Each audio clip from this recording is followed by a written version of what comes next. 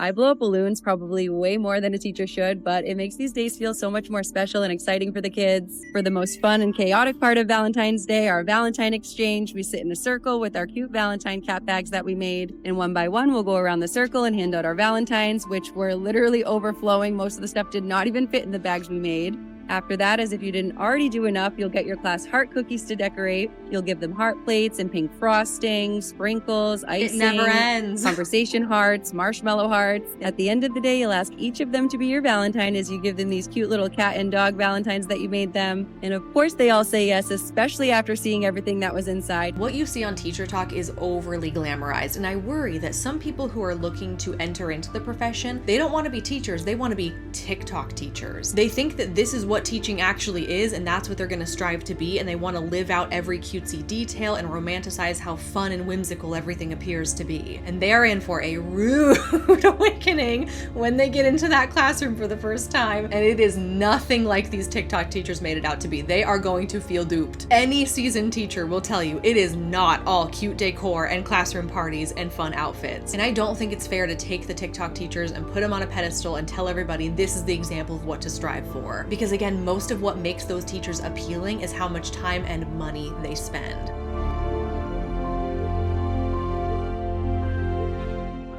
We're midway through August, which means that back to school season is upon us, and boy, oh boy, does my TikTok algorithm reflect that. Everywhere I turn, there are these young, beautiful, immaculately dressed women in these really colorful classrooms telling the viewer all about how they are gearing up for another year of teaching. Usually in regards to things like their classroom must-haves, or a big classroom makeover, or here are the new decor pieces I'm putting up, or here's the new classroom management technique I'm employing this year, things of that nature. This is a whole corner of the internet called TEACHERTOK, and this is where school teachers will create entire social media profiles dedicated to documenting their lives as teachers. And I say lives as teachers and not jobs as teachers because it really does appear to be a lifestyle and the professional boundaries are blurred. Everything they post is somehow related to their job, their classrooms, their students, their lesson plans, etc. And to the average eye, these teachers come across as the perfect teacher. They're full of life, their classrooms are full of color, they seem to have so much enthusiasm for their job and love for their students. And I don't doubt that any of those things are true, but as with most things that I cover in this series, there's kind of a hidden side to it, something that the viewers might not pick up on at first glance. And this video serves to bring those things to light. I think it's important to preface this video by providing a little bit of context on my own background. I was supposed to be an elementary school teacher. Doing this YouTube thing,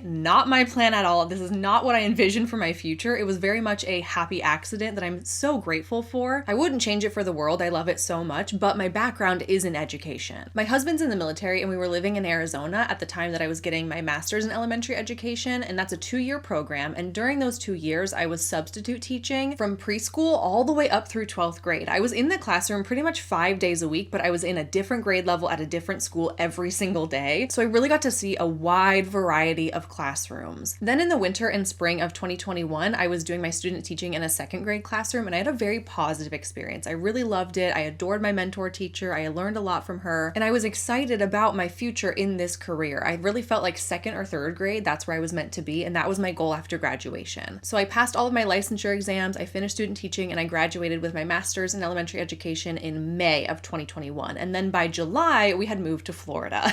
So just like a couple months, like I'm ready to go, I'm employable, I have everything I need, I'm ready to get a job, and then we move. So here I am in this brand new state, I'm finally employable, but it's the middle of the summer. And this is kind of an issue because typically teacher hiring happens in the springtime, so like all the positions are pretty much filled come July because school starts in less than a month. So I'm on the job hunt, nothing is really open, and so I'm thinking I'll just be a substitute teacher for the next year and, you know, figure out what schools I like and kind of learn the district and where I want to be, and then I'll apply next spring. But during this time, I'm leaning into my YouTube channel a bit more because why not? What else do I have to do, right? I had started this channel as a hobby the year prior, but I never really took it that seriously. I would just post random videos for fun. So I took that opportunity to really focus my energy on my channel and start posting more consistently and essentially taking it more seriously than I ever had before. And I guess as fate would have it, the same time that I'm trying to apply for teaching jobs is the same time that my YouTube channel is taking off. And I had to come to this fork in the road decision of like, okay, I have these two completely different paths. Which one do I choose? Do I pursue teaching like I've always planned to, or do I pursue this weird YouTube thing like I never plan to. And I figured that I'll always have my degrees. I'll probably have to do some updated licensure exams, right? But I can always take that career path again in the future if I want to. And I viewed that as the safety net I needed to plunge right into the deep end of YouTube and take this full time. And here I am 4 years later, still doing YouTube. I didn't think it would even last this long. I don't know how much longer it's going to last, but it's working out better than I could have imagined. There's not a day that goes by that I'm not grateful for it, even though it was completely unexpected and unplanned. And not to give you my entire life story, sorry, that was very long-winded, but I give you that context because although I never had my own classroom, I did go to school for 6 years to become an elementary school teacher, and 2 of those years I spent in other people's classrooms, like a different classroom every day. And I feel like I got a pretty good sense of what kids truly need in order to learn. And I say what they truly need because, as you'll see in this video, Teacher Talk is not a depiction of real life. It's a glamorized, polished, performative take on teaching and how a classroom functions, and I'm hoping that I can kind of poke some holes in that in this video. These are not just teachers, these are also influencers, but their niche is influencing how to be the seemingly perfect, overachieving best teacher ever by pushing the overconsumption of usually unnecessary products. They're subconsciously communicating the message that in order to be a good teacher, you need to have all these really cutesy things for your classroom, and you need to come in early and stay late setting up extravagant lessons for your students, and you need to spend your summers doing unpaid labor setting up and decorating your classroom. And it's just not true that these things make the perfect teacher, but it feels like the viewers of these kinds of videos on TikTok seem to think that it does. There's absolutely nothing but praise and adoration for these TikTok teachers. The comments are full of parents exclaiming like, you are the best teacher ever, your kids are gonna remember this forever, I wish my kid was in your class, or I wish my kid's teacher was as good as you, which they're not wrong. They do seem like really fun and engaging teachers. I can understand why they would comment these things, but what the commenters don't realize is that what it boils down to is they are idolizing these teachers on the basis of how much of their own time and money they are willing to spend on their classrooms. Time and money that most teachers don't have. Teaching is an interesting profession in the sense that each teacher, they're doing the same job. They're all teachers, but they're in a way like off on their own little island of their private classroom, and they have a lot of decisions to make and a lot of power over how that classroom functions. Unless you're making the effort to like go to the next classroom over, look at how they've decorated it, talk to the teacher about what they're doing and what their lesson plans are, in a lot of ways it can feel really isolating. Like, I'm in this classroom and it's my job to outfit it in the way that I see fit. And in this day and age, young new teachers, they turn to things like Pinterest or the Teacher Talk community to gain inspiration on what they want their classroom to look like and how they want it to operate. But on Teacher Talk, the ones that get the most attention and the most praise for being a good teacher are those who spend the most, which really begs the question, what makes a good teacher? You know me, I love to leave room for nuance, and there's a lot of different aspects of this that we're going to dive into, and I'd love to continue that in the comments below, especially if you are a teacher. I would love to hear what you think of all of this. And before we dig into it, I'd love to introduce you to a new sponsor to the channel, Bombas. My introduction to Bombas was actually through my aunt. We were having a family gathering last year and somebody complimented her socks, and she managed to captivate an entire room of people raving about her Bombas socks. And after trying them for myself, I now know that her hype was absolutely justified. I'm thrilled with the opportunity to tell you about Bombas because they're a brand whose products not only make you feel good, but they do a lot of good in the world too. Bombas launched in 2013 after the founders learned that socks are the #1 most requested clothing item in homeless shelters. From there, they set out to make high quality socks, and they eventually branched into underwear and t-shirts too. They have a one purchased, one donated system, and they've helped donate over 150 million socks, underwear, and t-shirts to those who need them. Bombas are hands down the best socks that I've ever owned. I placed an initial order with them, just getting a few pairs to try them out, and since then I have ordered 2 more times because I simply cannot go back to the old socks I was wearing. I'm just slowly replacing my entire sock drawer with Bombas at this point. They've got a sock for every occasion. I wear just the ankle socks for everyday wear. I also have a pair of the gripper socks. I wear these when I'm doing my at-home workouts on my yoga mat and things like that. I got a pair of the compression socks for some upcoming flights that I have, and the merino wool socks. These are my favorite for just everyday lounging at home. Look at how stretchy these are.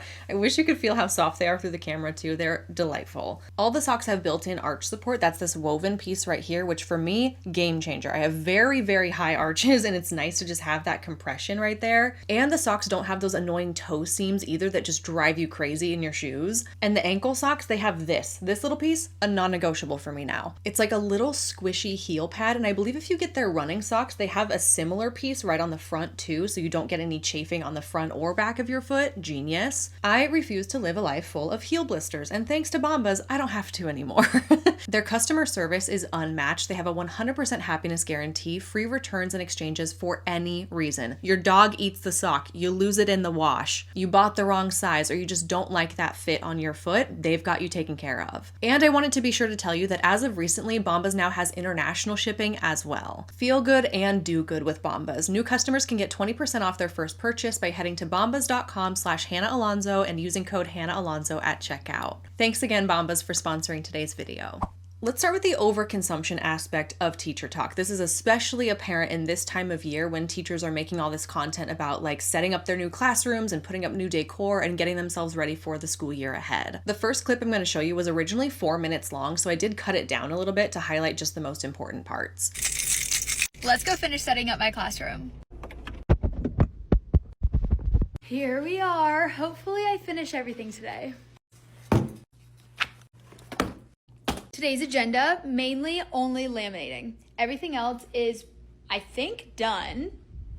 So, laminating and then hanging up the stuff that I laminated or putting it where it needs to go. And then, I guess that's really it. One thing I'm obsessed with are these LED lights. I have 1, 2, 3, 4 of them in my classroom, and truly the best investment ever. I think they're so cute. Before I start laminating, I have to show you my new Palm Pals. I saw someone on here do one for her morning meeting every month, and it's different themed. So let me show you the ones that I have so far. So I have these two for back to school time, the pencil and the glue. I've had these for a while. And then I have September for the leaf. October is the pumpkin and the bat.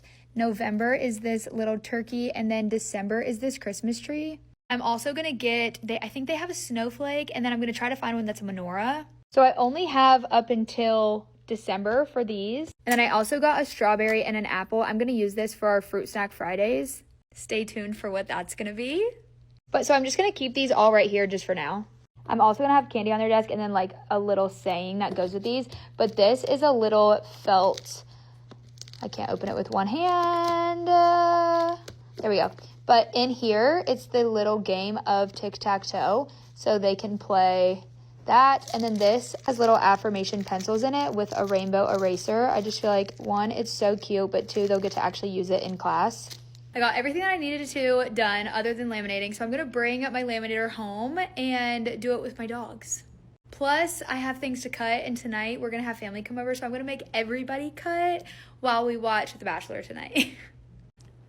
What really stood out to me is that at the start of her video, she's like, the only goal today is laminating, everything else is pretty much done. And then at the end of the video, she's like, I didn't get all my laminating done, I'm gonna have to take that work home with me. And I'm gonna make my family help me while they watch The Bachelor tonight. This gives just a taste of the horrendous work-life balance of teachers. This is something we're gonna get into a little bit later. Taking home work as a teacher, it's almost expected of you, and nobody bats an eye at that, which is problematic. But aside from that, maybe she didn't get any actual work done because she spent so much time showing off her classroom for the TikTok video. She took time to show us her neon signs. She said that she has 4 of them around the classroom. Then she showed us that she has these little themed stuffed animals, one for every month, that she's hoping to collect for the duration of the school year. Then she showed us how she's leaving little gifts on every student's desk for the first day of school. And I look at all these things and my first thought is, wow, how cute, how thoughtful. Then my second thought is, wow, that's kind of a lot of out-of-pocket costs for a teacher. And then my third thought is this really necessary? Are the neon signs and the stuffed animals and the gifts for students really a necessary part of the learning experience? I would argue no. It's more for fun. It's more for the aesthetic. But they're definitely super cute. And I know that a lot of the cutesy things that teachers do are for their enjoyment or their self-expression in their classroom. And it's not an inherently bad thing. But the lines start to blur when there's these teachers that have online presences that are dedicated to portraying the life of a teacher, but the life they're portraying is focusing mostly on the non-essential aspects of teaching that are undoubtedly also out-of-pocket costs for them. Here's another example of kind of misplaced priorities. Okay, let's go unpack my car. I had full intentions of not coming in today, but I have stuff I need to drop off because I'm gonna be gone for a week, and it's been sitting in my car. Oh, my water just spilled down my fat energy, of course. These are staying because I still need to paint those. I have so much to do. I don't even know where to start. I think I'm gonna spray paint, which I hate doing, but it needs to get done. Where did all my light bulbs go?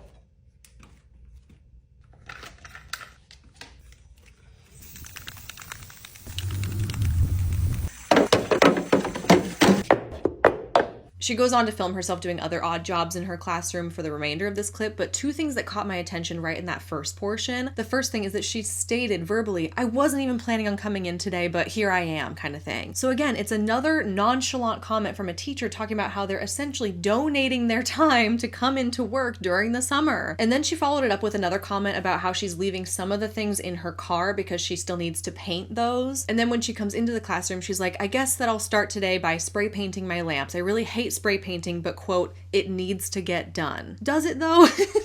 You know what I mean? Like, do the lamps need to go from gold to black? Like, is that really an essential thing that you have to do right now in order to get your classroom ready to go for the school year? Somehow I kind of feel like your 6-year-old students don't really care what color the lamps are. And this really stood out to me as a good example of how TikTok teachers really value aesthetics and the way things look in their classroom. And the majority of their content really across their account is focused on the vibes and the decor of the classroom and how pleasing everything is to the eye, really to a consumerist level. Which, look, I can totally appreciate thoughtful decor. I love when things look nice in my space, and I can understand wanting to put effort into making this space that you spend so much of your life in feel like warm and welcoming to you. Completely get it. But when most of your classroom is sitting in piles on the back counter waiting to be unpacked and organized, I feel like maybe spray painting the furniture could wait, especially during this unpaid setup time. That's the biggest piece of it, which we'll continue to talk about here. This is another video of hers that I found that kind of makes me cringe. She's sitting on her couch in her pajamas with a face mask on. She's drinking a glass of wine, almost having like a self-care evening, but she's laminating at the same time. And it says, who needs a man when your nights can look like this in the summer? And I feel like she's joking with this, but there's also truth to it. This is how summer nights look for a lot of teachers, especially in the month before school. Just like the last teacher I showed you, they bring work home with them and they're kind of laughing it off like, haha, I'm spending my whole evening cutting out laminations for my classroom. So funny. And maybe it's one of those if you don't laugh, you'll cry situations, because this is the reality of so many teachers, even though it shouldn't be that way. And I found this video from another teacher explaining kind of the hard place that teachers are put in the time right before school. I want to show you this clip and then we'll talk about the work-life balance conversation.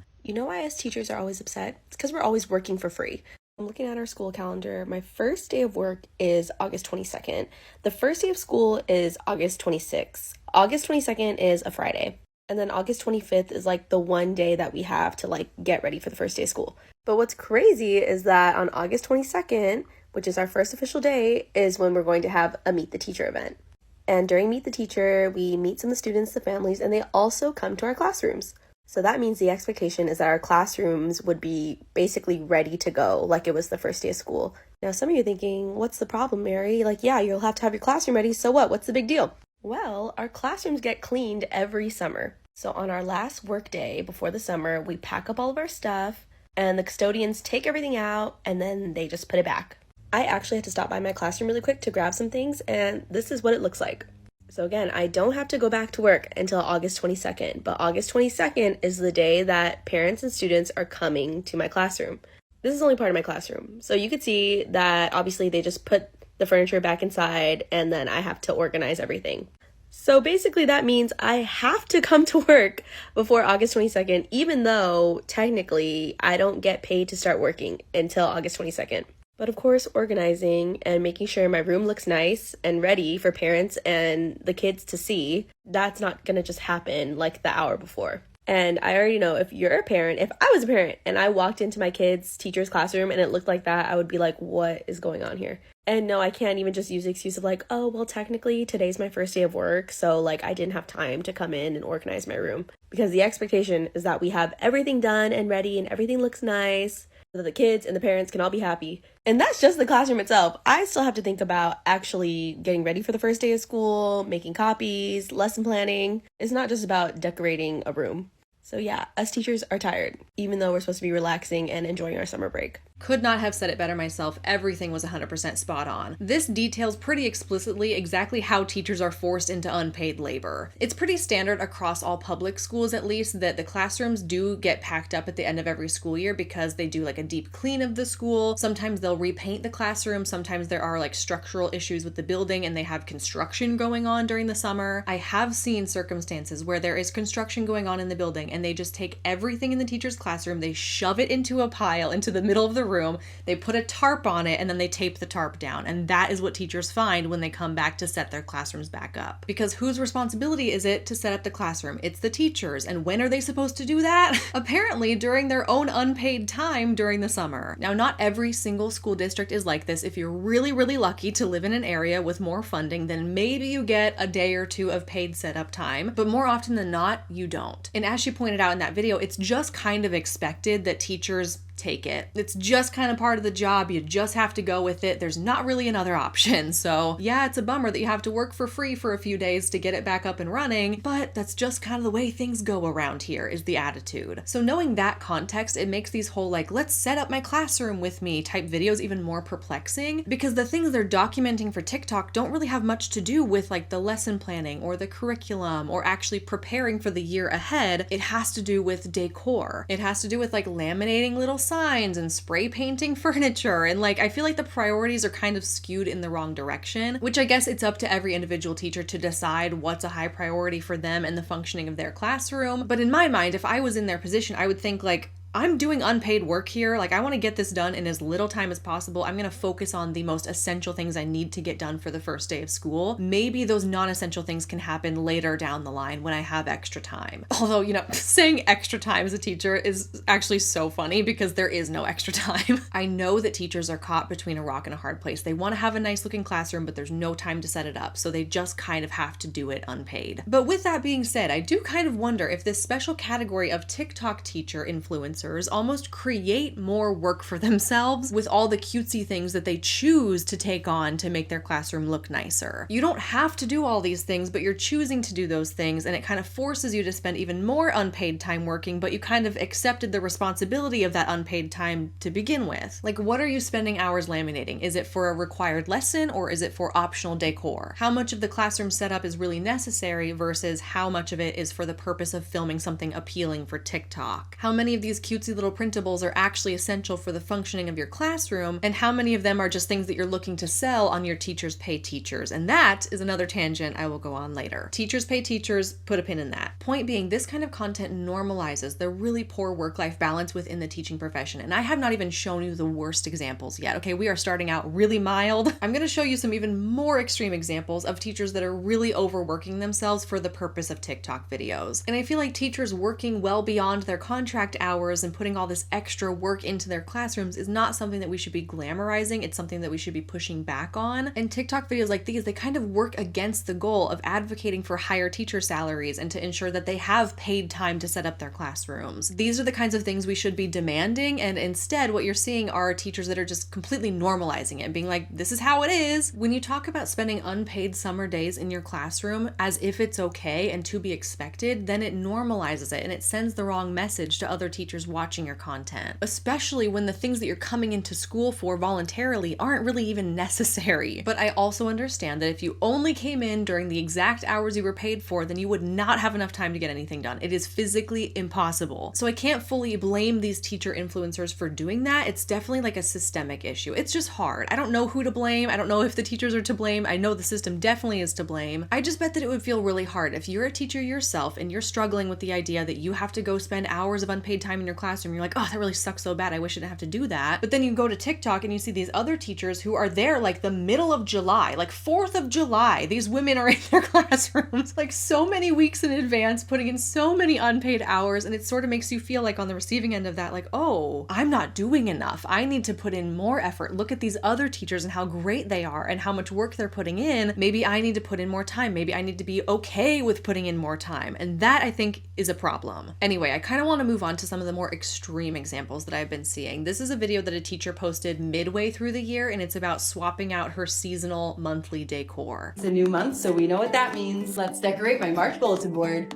We have hopefully all of our decor. Of course, new bulletin board display, a home coffee for once. Don't think there's anything I really need in here yet. March stuff looks like some of the April stuff might be mixed in too.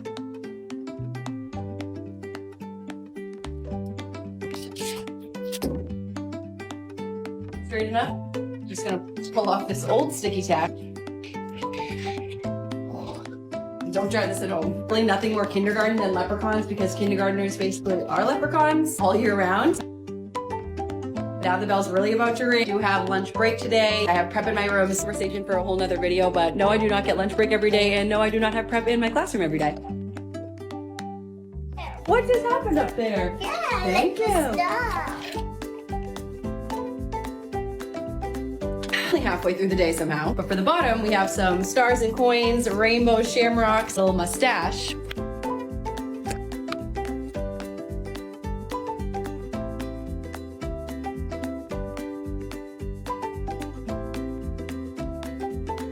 Okay, we made it to after school. I did forget that I have a meeting in 5 minutes. Books about St. Patrick's Day and weather.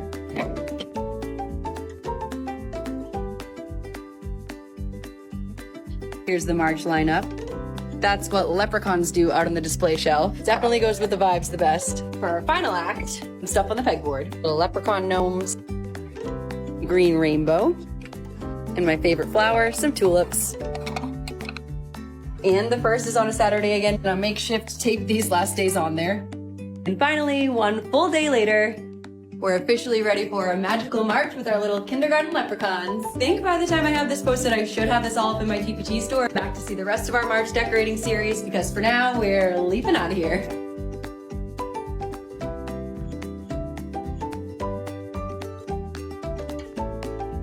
Gotta give her major credit. This looks adorable. Okay, this bulletin board, so cute. And I love how like visually pleasing everything looks. It's really appealing to look at. I really do love that. But what I need you to understand, this video was filmed in 3 different parts over the course of her entire workday. She started decorating before school, then she continued on her lunch break and her planning period, and then she finished after school. It took her several hours over the course of a whole day, broken into different chunks, to get this done. And for what? Just to swap out the decorations on the wall. It's so much decor, and you can see how much time it takes to set up, but you can also consider like how much money that has probably cost her over the years to accumulate all this stuff, the time it takes to print out all of those things and to laminate them and cut them out and put them on the wall, the storage space it requires. She had like a whole bin, a whole tote bin for like just the March decor. There's 9 months in the school year. Do you have a separate bin for every single month? All of it looks incredibly adorable, but at what cost, right? There is so much more that has to get done in order to see this kind of final product. So for any teachers who look at that and go, oh, I want to recreate that in my classroom, it's so, so cute, think about how much time, money, and storage it's going to cost you. She also made a point in this video to say, no, I don't get a lunch break every day. I don't get a planning period every day, which, huge issue. Definitely speaks to how undervalued teachers are. And that is something that absolutely needs to be addressed within her district. But then during the days where she does have a lunch break, she spends the whole time just redecorating her classroom, something that you don't have to do. You're just doing it because you want to. But I think there is a deeper motive for her in there. You may have noticed that at the very end of the video, she said, I think once the time this video goes up, everything will be linked in my TPT store, Teachers Pay Teachers, which again, we'll talk about later in depth. But it does kind of hint at maybe her motive for dedicating this really valuable time to creating this TikTok video, because she's able to see some financial return on her investment of that time. Here's another video from this same teacher that really floored me, and it's regarding her classroom management technique. The Desk Pet Shop is back in business, and today we had our grand opening in my kindergarten classroom. My students have come a long way this first month of school, and they worked together to earn their first desk pets in the grand opening of our shop. First, we read the book My Pocket Sloth Goes to School to get us ready to take care of our tiny pets, and then we went over our desk pet rules. After that, it was finally time to meet the pets, and my students clapped and cheered for every one of them. We have water animals, jungle, forest, rainforest, Arctic, farm animals, even unicorns and dinosaurs. Our pets get to live in these little cube habitats, which are much more roomy than the globes they used to move into. After choosing their pets, they made it official with the rescue certificate where they got to name their pet and sign their name. But there's even more, because my students now get to earn pom-poms, which we call bucket fillers, to spend at the Desk Pet Shop. With 5 pom-poms, they can get habitat decor to decorate their pet's home and make it feel more homey. With 10 pom-poms, they can buy pet food. And our pets are hungry, so everyone needs to spend their first 10 pom-poms on food. We have sushi, vegetables, fruits, drinks, and lots of treats and desserts. And if they save up 20 pom-poms, they can even buy another desk pet to get their pet a friend. Here are all of the pets we chose today. The habitats get Velcroed down next to their name tags on their table. I actually debated calling them table pets this year instead. The kids each have a bucket where they keep their pom-poms, and we have a vet just in case any of the pets are not being well taken care of. I've yet to use this one though. And the shop is officially closed till Friday. Is it not the cutest thing you've ever seen in your whole life? I want a desk pet. Give me a desk pet. Can I earn one? So many people in the comments are saying that too. Like, I'm a high schooler, I want a desk pet. Or I'm 45 and I want a desk pet. She is really onto something. I think this would be highly, highly motivating for kindergartners or kids of any age or adults of any age. But the thing that's really standing out to me from like a effort perspective is the laminations. Teachers have a laminator obsession, I swear. That's all I could really focus on in this clip. It's like the labels, the visuals, the name tags, the signs. And if you're not a teacher or you don't work with a laminator often, you might not understand how long this actually takes to make. She designed all of these templates and visuals and labels from scratch in some kind of like online editing software, probably something like Canva. So there's like a graphic design element to this, and then she's printing them out, she's laminating them, she's cutting them out, and then she's adhering them to all these different places in the classroom. Like there's signs above the desk pet shop, and there's signs on the desk pet stuff, and then there's little name tags on the buckets that the kids get their pom-poms in. This is hours of work, and she's going above and beyond for this classroom management technique of rewarding students with pom-poms that they then accumulate and then they can spend on a desk pet. But think of the money she spent on the desk pets. All the little toy animals and the toy food and the little containers you put them in. Like, it's so much time and money of her own. Teachers have a huge decision to make, a very important decision when they're deciding what kind of classroom management technique they are going to have in their classroom and how they're going to reward certain behavior. There's a lot of care and thought that goes into that decision, and this is an example of somebody making the choice to do something really extravagant, really over the top, when something way simpler would have had the same effect. Her students are 5 years old. It doesn't take a lot to impress them. And when you boil this strategy all the way down, what you're doing is you're giving points to students that then they can spend on some kind of reward. And there's countless alternative ways to achieve the same effect without having to spend this much time and money setting up that classroom management strategy. And I do worry that videos like this will make fellow teachers watch it and feel like that's the standard, that they need to spend hours of their own time and their own personal funds to create something this complex, or else they're not as fun or as cool of a teacher. This is another classroom management strategy I saw that I didn't completely agree with. I brought cupcakes in this morning, so you know it's gonna be a great Monday.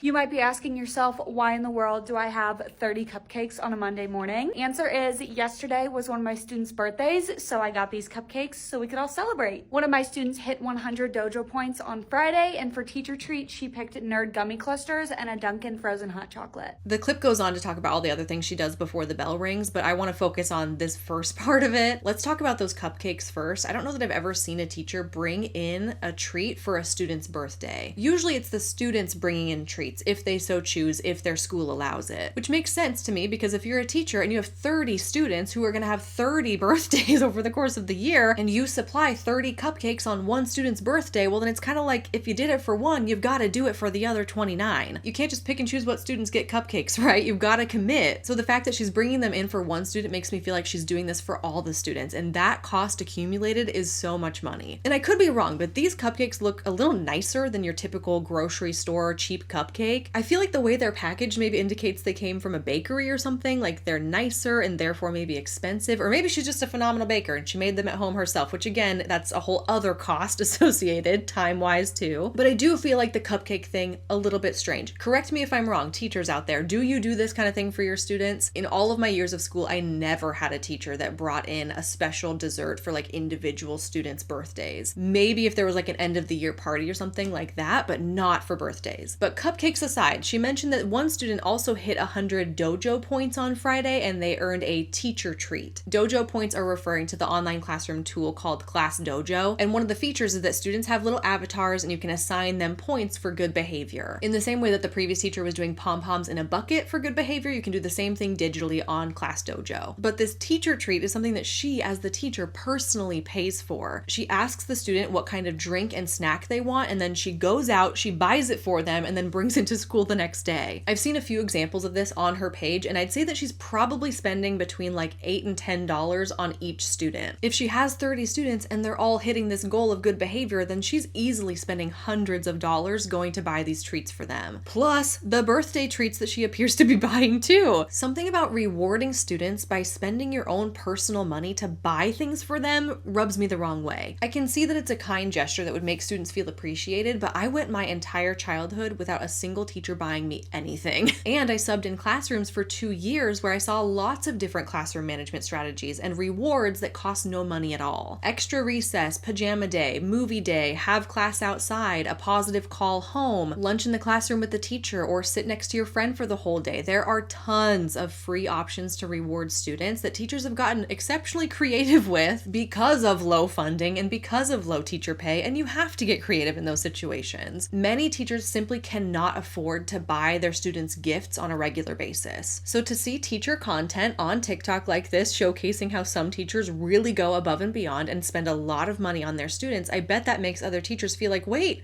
other teachers are doing this? Is this what we're doing now? Like, I don't really have the money to be doing this, but does that make me like a worse or a less fun teacher if I don't bring my students treats on a regular basis? And I think about this from the kids' perspective too. Think about having one of these kinds of TikTok teachers as your first grade teacher, and then you move up to second grade where that teacher has normal, healthy boundaries, a good work-life balance, doesn't spend a lot of their own money on their students. Like, to the kid, the first grade teacher was awesome and the second grade teacher sucks. And that's just really not fair. You're setting students up for such high expectations in their earliest years of school. You're setting these kids up for major disappointment when they reach these other grade levels that have teachers with much more reasonable expectations and the way they do things in their class. Teacher talk content muddies the expectation of teachers. We should not be normalizing things like unpaid labor and like spending your own money on students. Unfortunately, the teaching profession really attracts and takes advantage of selfless people who are willing to go above and beyond for the benefit of children, even at the extreme cost of their own. And in a lot of ways, that's a great quality to have as a teacher, but there need to be healthy boundaries. And TikTok teachers, I feel, perpetuate very unhealthy boundaries. Hello, it's Hannah from the future. Sorry for that very abrupt transition. I'm not exactly sure where in this video I'm going to insert this, but there's been a new TikTok video circulating around the past couple of days that I feel is extremely relevant to the topic of this video, but it just didn't exist last week when I was filming it. But this is a truly wild video that I think offers a different perspective, and you need to see it, and I needed to include it in this video. So let me show you that. This is a video posted by a mother who took her son to his kindergarten orientation Meet the Teacher event, and this is what she had to say about it. This is your sign that if you are just home from your kids Meet the Teacher and you are underwhelmed and not excited like you were a few days ago, then you are not loved. All I wanted was like a fun rug, a cool rug on the ground for him. Nothing. What? I'm just praying that by Tuesday there is a little bit more fun in the room, because right now it just looks like a room with a few Legos and, you know, empty bins and a board with nothing written on it. Like, it couldn't even say, like, welcome to Meet the Teacher with, like, her name on it. I don't... I mean, he didn't really notice any different, and he said he's excited still, but it's boring. Like, you couldn't put the name on the board or anything. Gosh, do I have a lot to say about this. This TikTok is a culmination of so many of the things we're talking about in this teacher talk video. And again, I'm not exactly sure where I'm going to insert this, but I'm pretty sure by this point we've talked about the fact that teachers are giving unpaid time to set up their classrooms. What some parents might not realize is that the teachers are donating their time to come in during the summer to set everything up. And we saw that video from a teacher giving the perspective of like, look, my school calendar, the way things line up, our first paid day of work is also the same day of the Meet the Teacher event. And she was explaining like, this is a problem because obviously I'm not going to leave my classroom in this state. I'm kind of forced or pressured to come in early and to donate my time unpaid to set things up so that parents won't be upset like this. Sorry about Zeke, he's on one today. And so we kind of have to ask the question, is this parent's response justified? Does she have a point? Does she have a right to be disappointed because her son's classroom wasn't decorated beautifully? I'm also a parent. I have a kid in preschool, and I completely understand the significance of going to your child's classroom, getting a lay of the land, and what you expect as a parent is something that feels safe and comfortable and clean, and like it's gonna be a good environment for that little child to spend so much of their little life in. You do deserve to feel reassured as the parent that this is a good environment for your kid. However, what this mom in this TikTok video is upset about are things like there's not a fun rug, She said, I really just wanted a cool rug for him, and that there wasn't much decor, and that the teacher didn't write her name on the board. And I need to push back on the fact that these things do not make a good teacher. What you're upset about are not defining factors on if this is going to be a good teacher for your kid or a good classroom for your kid. And this kind of a reaction feels like confirmation to me that parents have been given a very false and skewed perception of what a classroom looks like thanks to TEACHERTOK. When you go on the internet, you see these picture-perfect teachers with these picture-perfect classrooms, and they've got decor everywhere and little personalized gifts on the desks and like hand-drawn posters on the wall and really fun rugs. Sorry about him. Sorry.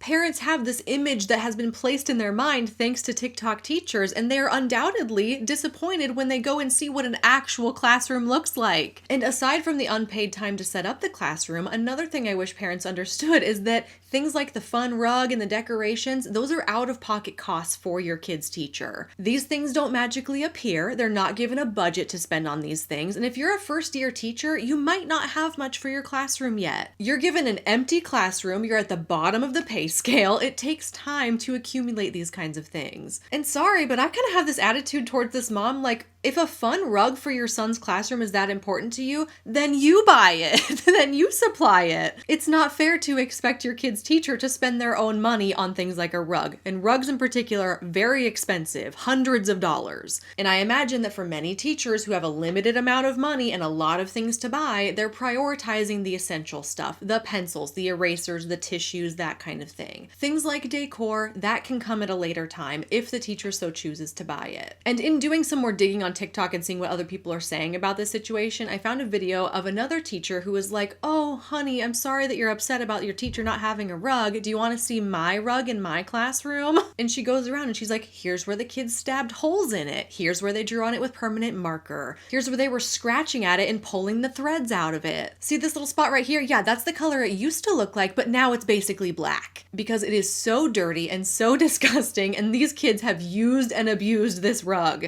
And so that brings up another element as well. These are out-of-pocket costs for the teacher, and it's also their personal property that they are bringing into their classroom to be destroyed. It's completely understandable how some teachers would be like, I'm not spending my own hard-earned money on that. No, I'm going to bring it into the classroom and they're going to wreck it within a year. This is not a worthwhile out-of-pocket cost for me to be investing in for my classroom. So I don't know what the deal is with this particular kindergarten teacher that this mom is crying about. Maybe she's a first-year teacher. Maybe she can't afford it. Maybe she does have fun decorations, but she hasn't had the paid time yet to come in and set all of it up. Or maybe she made that decision for herself. Look, I'm not going to spend money on these things because I don't have to, and that's not what makes me a good teacher. So anyway, I felt like this was a worthwhile tangent to go on. I really did want to stick this in this video somewhere because it really hits on all of the core themes of this video, like teachers are underpaid and they don't have enough time to set things up. TikTok teachers have set the bar way too high. They're setting parents up for disappointment. They're way too focused on the overconsumption of unnecessary products, and guess what? Those things don't even make a good teacher. Thank you for letting me interject that. I'm going to go back to what I was doing, which is filming Influencer Insanity number 24. Very juicy, lots of drama. I think you're going to love it. So I'll see you back here for that next week, but for now, enjoy the rest of this video. I wanted to show you a couple other non-decor related examples. This video says POV, that teacher that romanticizes every lesson, and she's bringing in multiple bouquets of flowers, and as we know, flowers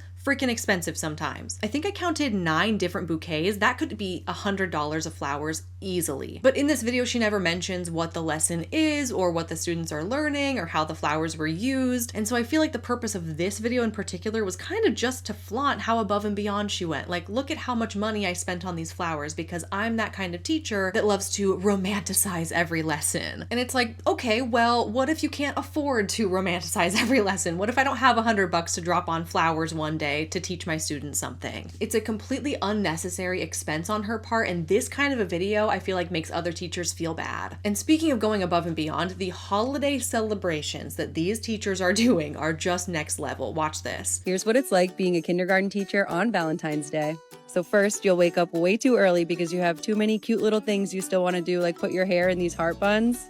But of course, it takes longer than expected, and then you get to school later than you wanted, but it's actually fine since you stayed late the day before getting things set up too. Again, I'm getting to school extra early, but it wasn't early enough, but that's okay because I stayed really late last night getting things set up. Like, just the way they throw these things into conversation as if they're normal, it really does bother me. We should not be normalizing that. But as you'll see, most of what she's setting up, again, is completely optional. So this is work that she kind of voluntarily took on. She did not have to do this much, okay? You'll see what I mean. It's astounding. No matter what day it is, but especially on a holiday, you have to drink your coffee before the bell rings or else it'll just never get drank and sit there all day. I blow up balloons probably way more than a teacher should, but it makes these days feel so much more special and exciting for the kids. Then you'll also write their names on the balloons and give them each a rose and sunglasses and then be just as excited about it as they are.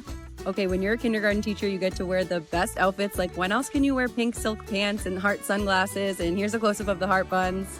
Then you'll take in your last minute of calm before the bell rings, and I think this is the cutest my classroom has ever looked for a holiday, but I might be biased since I love pink. After that, we listen to Taylor Swift Lover instrumentals and make friendship bracelets, a moment for the makeup, and they'll say things like BFF, love, bestie. Some of them will be backwards and spelled wrong, but they're so cute, and we even got to trade them. You'll get to read sweet stories like The Invisible String and tell your students that you're always connected to them and ask them cute questions like what is love, which they'll respond with my mom, my teacher, and even getting married. For the most fun and chaotic part of Valentine's Day, our Valentine exchange, we sit in a circle with our cute Valentine cat bags that we made. And one by one, we'll go around the circle and hand out our Valentines, which were literally overflowing. Most of the stuff did not even fit in the bags we made. After that, as if you didn't already do enough, you'll get your class heart cookies to decorate. You'll give them heart plates and pink frosting, sprinkles, icing, never ends. conversation hearts, marshmallow hearts, and they will go crazy with their creations until they have so much sugar on them that they don't even like the way they taste when they finally eat them. But you, on the other hand, will take any sugar you could get to try to keep up with them. At the end of the day, you'll ask each of them to be your Valentine as you give them these cute little cat and dog Valentines that you made them. And of course, they all say yes, especially after seeing everything that was inside. Thank you so much, Oriental Trading, for gifting this to us. I feel so overstimulated watching that video. Oh my gosh. Decorations, activities, gifts galore. She not only got them balloons, flowers, sunglasses, friendship bracelets, cookies to decorate, but she also gave them a gift bag at the end of the day full of stuff too. And you may have caught that she said these were all gifted by Oriental Trading. For anyone not familiar, Oriental Trading is like a bulk toy, trinket, classroom supply, party supply company. And this teacher made a second video showing us that most of the things that she gifted her students on Valentine's Day were gifted to her from Oriental Trading as part of a sponsored video. It looks like there's little baggies and stuffed animals and the sunglasses, a tic-tac-toe game, one of those fidget poppers, the friendship bracelets, coloring books, lollipops, the flowers. I mean, let's take a moment for this shot at the very end where everything is laid out on the table. That is so much stuff.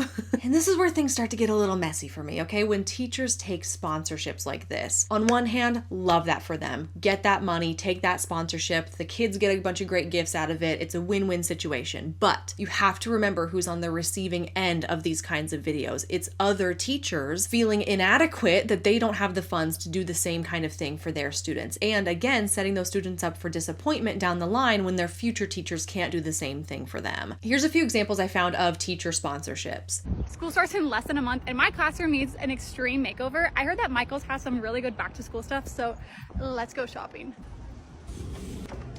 I just walked in and I already see all the teacher stuff. It's seriously so cute.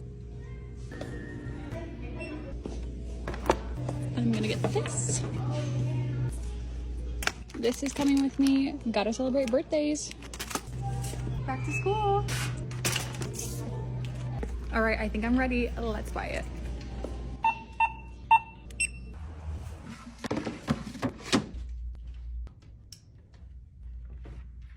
And here is the finished look. I really hit the jackpot today at Michael's.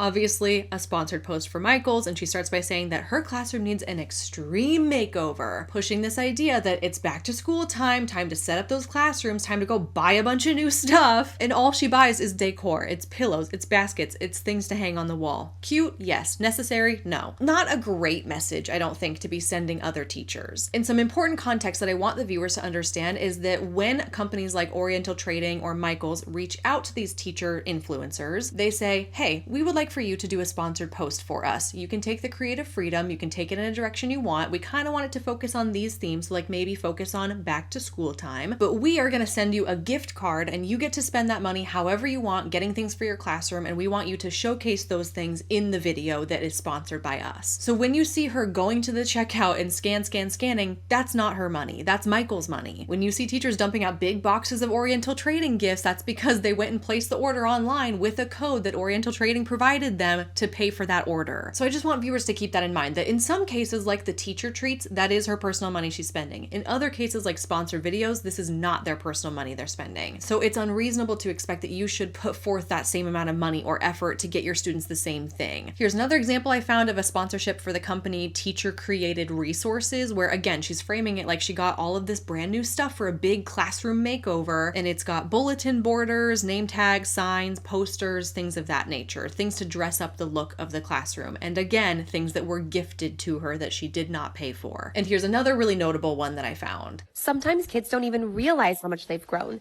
but as their teacher, I see it. And today I want to celebrate that. I wanted to show them how proud I am, so I turned their classroom into a space wonderland.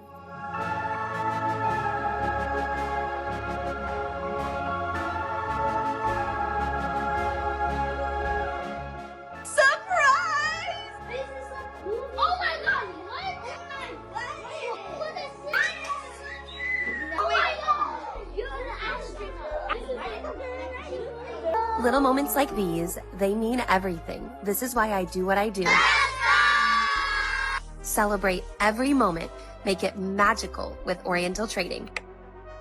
Sponsored post for Oriental Trading, obviously, and she took the creative direction with the money she was given from that company to throw a space-themed party for kind of no reason other than to show her students how much she appreciates them or how much they've grown or whatever reason she gave. But this wasn't like a holiday party or an end of the year party or a reward party, which is nice, but it also shows that this whole production was put on for the sponsorship. She had a contract to fulfill. She needed to come up with some kind of content for that contract. Oriental Trading gifted her all of the supplies for it, and this is the direction she took it. And what that resulted in is a video where the messaging is, I just love my students so much that I just threw them this surprise party one random afternoon. And it's a party with a bunch of single-use decorations as well, like confetti and tablecloths and paper plates and stuff like that. So there is a waste component to this as well that I feel like rubs people the wrong way. It's kind of like she just threw this party for the sake of throwing a party so that she could make the sponsored video. And I fear that the way that that might come off to other teachers who don't really understand the way that sponsorships work is they look at this and be like, oh, other teachers are throwing their kids parties for fun. I guess I need to spend my own time and money to do something similar with my class, while not realizing that the only reason this teacher did that is because she was paid to do it, essentially. And she incurred no out-of-pocket costs in the same way you would if you wanted to recreate it. Same deal with this video too. This one really floored me. Let's put together my students' end of the year gifts. I can't believe it's already this time of the school year and we had all of this gifted to us by Oriental Trading. First up, we got them these beach buckets to put everything in. Inside them are these adorable summer bucket hats. Just in case they can't make it to the actual beach, modeling sand kits where they can build their own little sand castles. Students are my sunshine, so I got them these little sun water squirters. Futures are so bright, fun summer sunglasses to wear. Giant bubble wand. How much fun are these? A water soaker. Popsicle chalk. So cute. Didn't already guess that our last day of school was beach themed. A lei to wear at our last day of school beach party. Last, they're each getting a beach ball that I wrote their name on. Then I'm just gonna tie these tags on that say have buckets of fun this summer.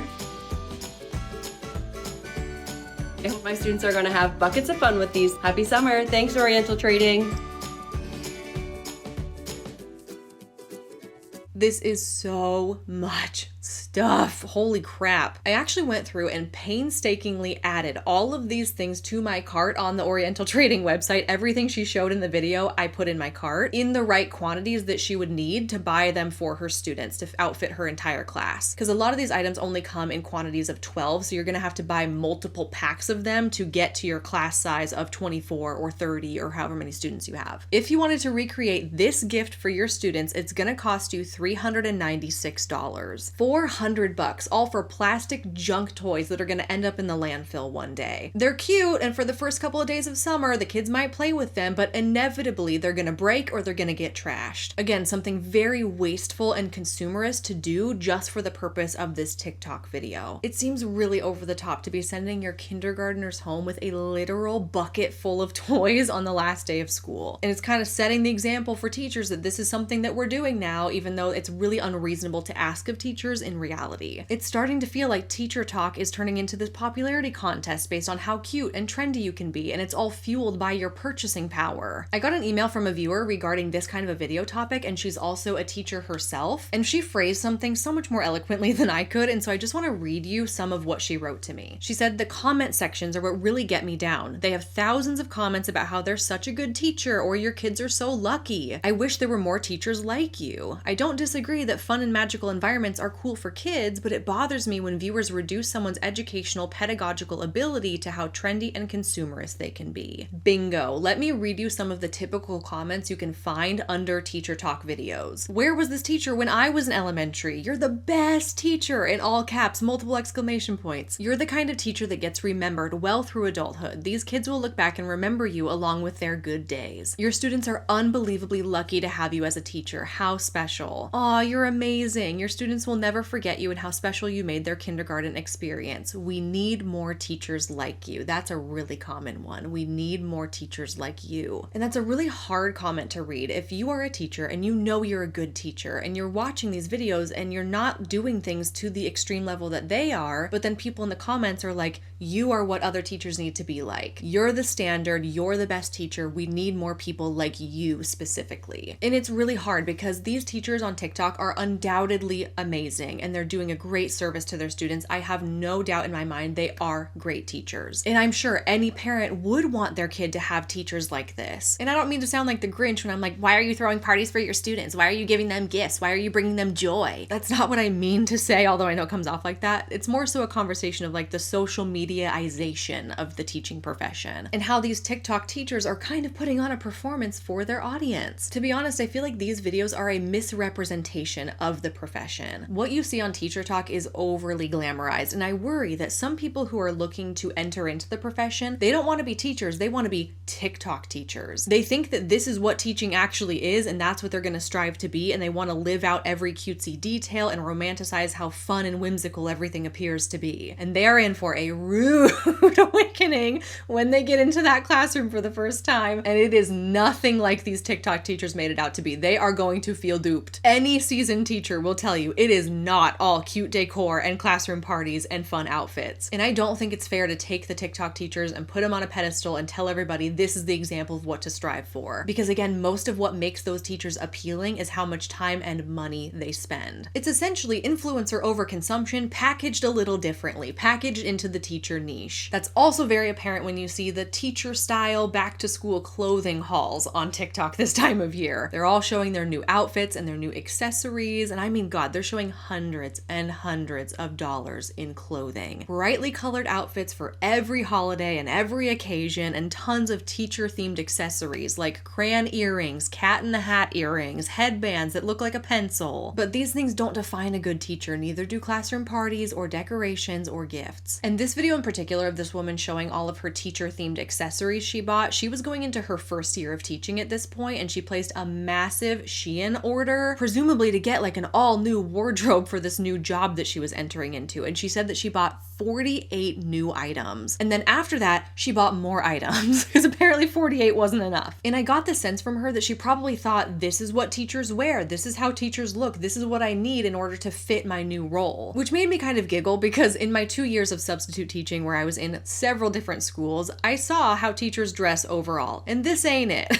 This is how TikTok teachers dress, and there is a difference. And it felt to me like she might have a skewed perception of what teaching is or how teachers act or dress based on what she has seen on TEACHERTOK, as do many other young teachers going into their first year of teaching or deciding that they want to pursue teaching as a profession. That's my worry. I feel like it goes without saying, but the material things are not what makes a good teacher. The pedagogical methods, the strategies, the way that the teachers actually communicate the curriculum and teach the material, that's way more important, obviously. Among so many other things as well, a great teacher is also somebody with strong interpersonal relationship skills who knows how to relate to their students. Just think of it this way. Who was your favorite teacher and why were they your favorite teacher? Was it because their lamps were spray painted black, or they had walls covered in colorful posters, or because they wore pencil earrings? Or was it because they taught you things in a way that was fun and engaging, and the way they explained things really made sense to you and you felt supported and cared for and heard in their classroom environment? It's very easy to see how shallow and non-essential all the fluff is, but that is what gets highlighted and praised on social media and creates the picture of the perfect teacher. And my theory for why that is teachers are essentially marketing and selling the teacher lifestyle for their own financial benefit. They want to sell you on all the cutesy non-essential things because that's what creates a kickback for them. Here's a video that really breaks the motives wide open.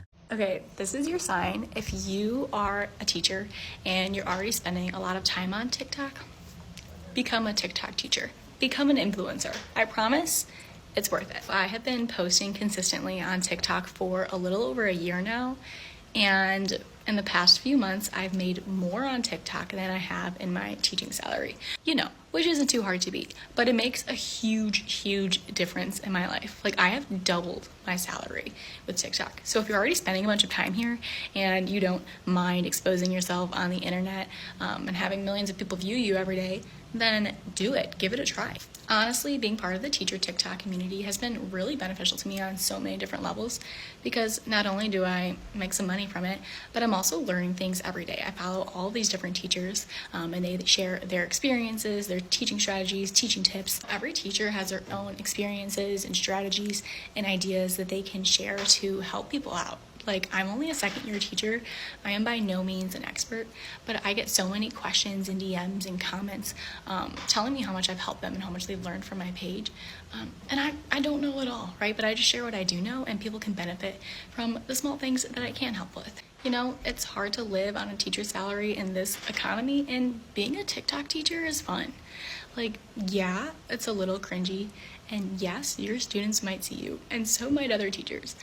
And you know, if it's not for you, it's not for you. But if you are interested in it by any means, I would say go for it. Every single time I see a teacher on here trying to make a TikTok, trying to share their experiences and ideas, I always hit that follow button, because I want to learn from everyone that I can on this app. And I want this to be like a huge, awesome, like, teacher community. I will be honest though, in order to make it work or to make any money, you will have to post consistently for a long period of time before you really see any result or money come in. But it's really worth it in the end. So if you want to start a teacher page, or you already kind of started a teacher page, leave a comment and I will follow you if I don't already.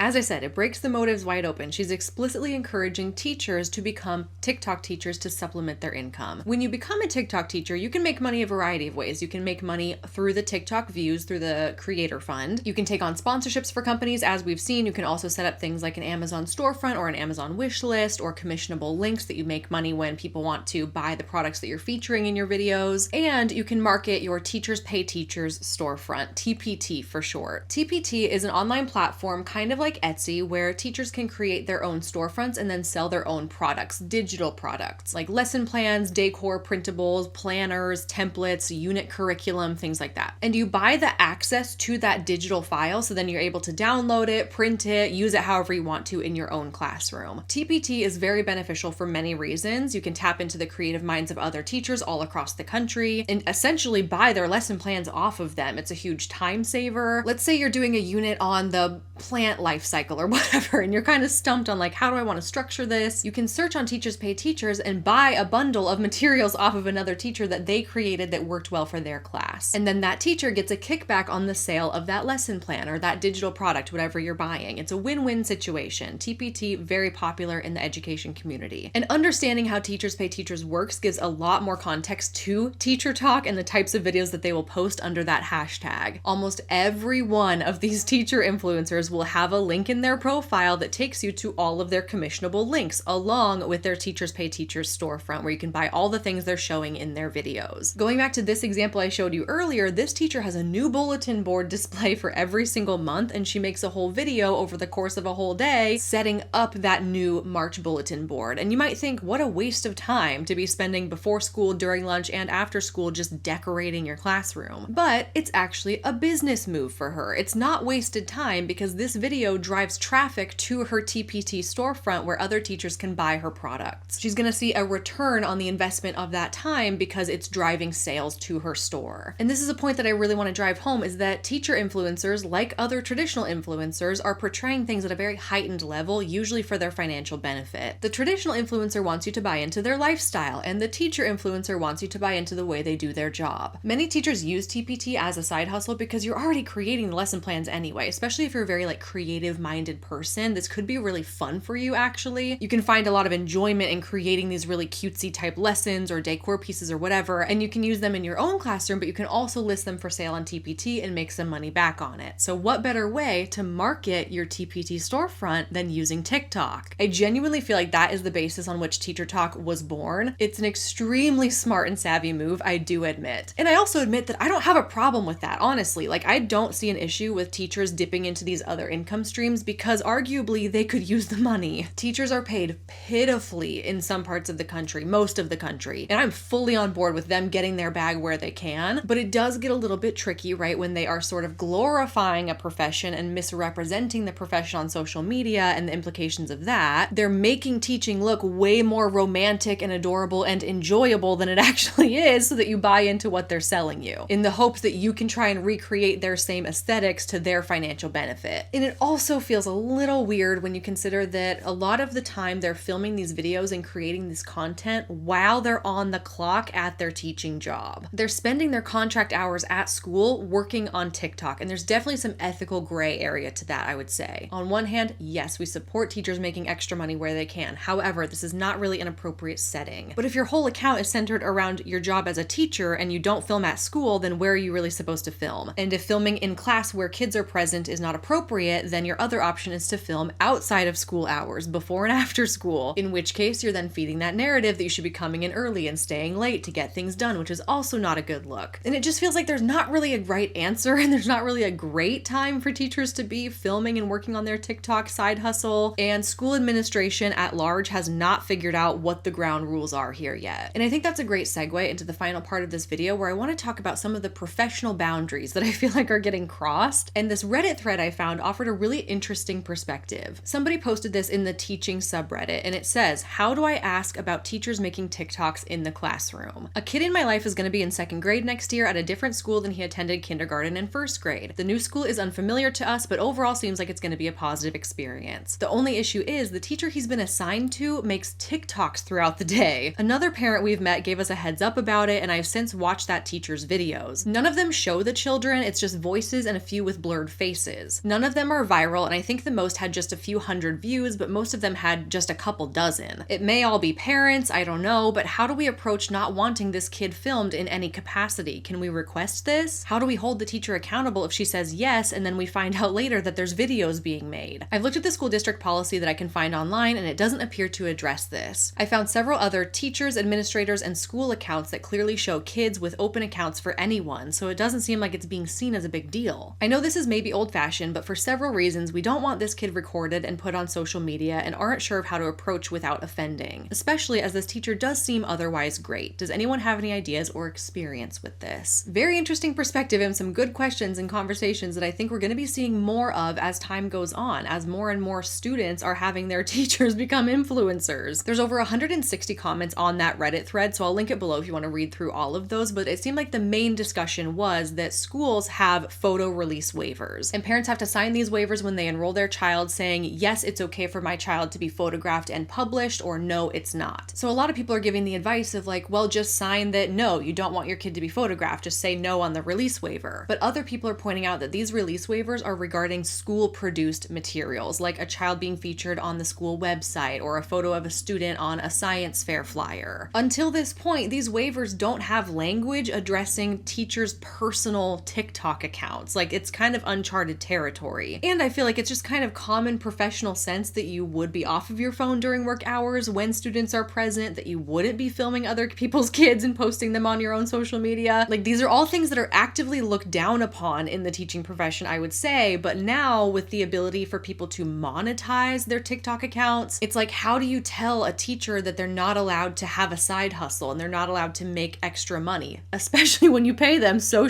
the main piece of advice on this thread is to bring it up to the teacher first, and if she's not willing to comply, then go above her, go to administration, and let them know that you're not comfortable with this kind of thing happening, which seems like the logical thing to do, obviously. But I bet that a lot of administrators, when you go to them, they don't know how to approach the situation because it's such a new phenomenon. It's one of those things born of the digital age that we're still learning how to navigate and put boundaries on. Where's the line of like what's okay or acceptable or allowed with a teacher influencer? Because on one hand, get off your phone during school hours, do your job while you're here, and don't be working on your other job while you're here. But also, can we really deny this teacher the opportunity to make additional money and to have a side hustle? Because the two things are very intertwined. You can't have the side hustle if you're not documenting your life as a teacher. And we don't really know the impact of children being featured in teacher influencer content in the same way that we don't know the impact on children being featured in their parents' influencer content. We don't know what kind of harm this has the potential to do at this point, so we don't know what kind of regulations to put on it. I would bet that in coming years, there will be language included in teacher contracts to address this kind of thing, and probably just banning it completely. It's easier to just shut it all down and prevent teachers from filming at school completely and just not allowing anybody to do it than it would be to micromanage their content and put boundaries on like, well, this is okay, but that's not really okay, and then dealing with parent complaints and stuff. Especially when we see videos like these next few examples that do really kind of bother me because they're using the students for content, even if their faces aren't always in it. This teacher posted this weird video of her introducing her boyfriend to her first grade class, and even though the students' faces are not in the video, you can still hear their voices in the background, and you can hear the commentary as they're asking the boyfriend questions about himself. They're asking him things like if he works out, if he thinks their teacher is pretty, if they're gonna have kids in the future, like really personal questions. If there's one thing that's true about kids, it's that they are unapologetically unfiltered. They will speak their mind directly to your face. But this strikes me as such a weird scenario to even create in the classroom in the first place. Why are you bringing your boyfriend to meet your students? Like, it just doesn't seem like there's any reason for this. And it's an even weirder thing to film it and then post it. For what? Like, for views, for engagement? This was another one where a teacher brought in her brand new baby to meet her class of students while she was out for maternity leave. And I guess I just don't really understand what the intention is. I guess maybe in the case of a baby, that is typically something that you have to like announce to your students. You have to announce that you're pregnant because they're obviously gonna see it. They see you every single day over the course of months. Like, they're gonna figure it out eventually. So I have seen videos of people like announcing to their class that they're pregnant, and the students are all like, oh yeah, that's so exciting, we can't wait. And then, you know, to see your teacher growing this human over the course of months, maybe it does kind of feel like they're entitled to like see the baby at the end of it. I don't know, as weird as that sounds. I don't know how better to put that, but maybe the teacher feels more like that's not as strange of a thing because this baby who they've brought with them to school every single day inside of them, you know, the kids maybe have an interest in like meeting the baby after they're born or something like that. But still, there's just an element here that I can't really put my finger on. Bringing your boyfriend to school day, bring your baby to school day. It's just like, why? You know? Again, I keep using this phrase. It's blurring the line. It's blurring the professional and personal boundary. And then filming it and posting your student's reaction is also kind of crossing a professional boundary in my opinion. Here's a video I found of the same teacher crying and hugging each of her students on the last day of school. And while this is a very real emotion to feel kind of heartbroken when your students leave and go up to the next grade and like you're really attached to them, you spend all day every day with them. Although this is a real emotion that a lot of teachers feel on the last day of school, it's weird to film it and post it, in my opinion, especially with no blurring where you can see a lot of the kids' faces. I added the blurring, she didn't. And you might not be able to see her face all that well with the blurring, but she's just like in tears, just like, oh, like I just love you. Thank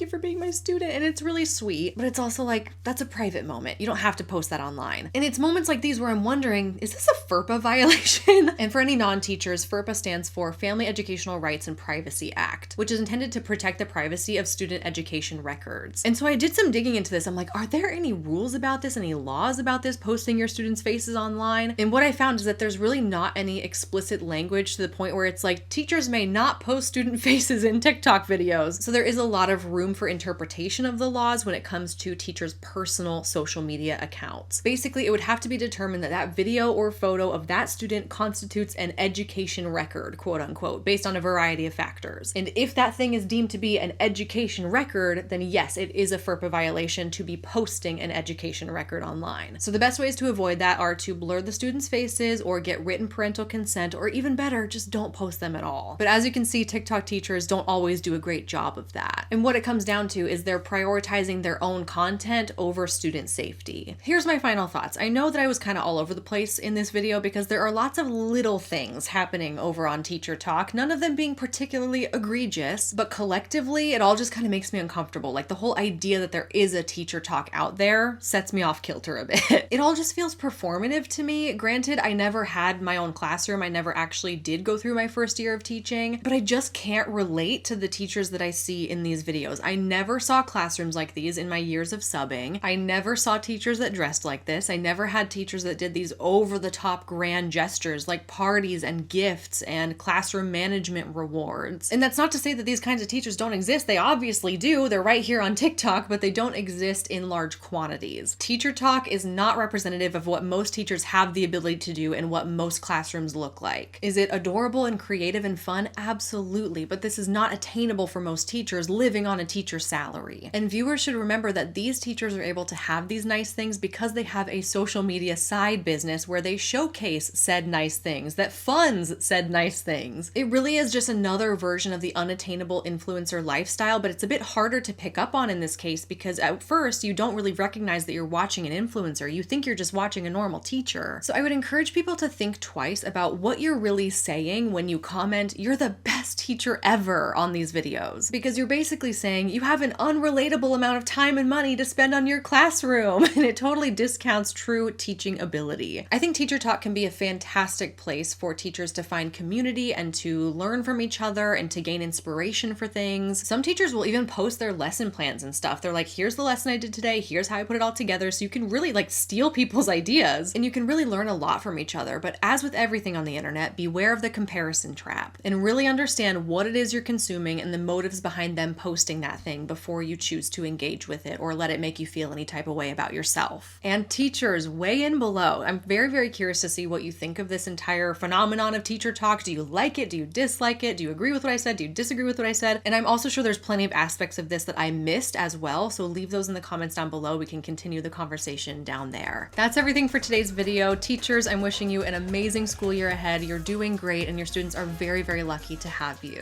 Thank you so much for watching. I really appreciate you and I'll see you in my next one real soon.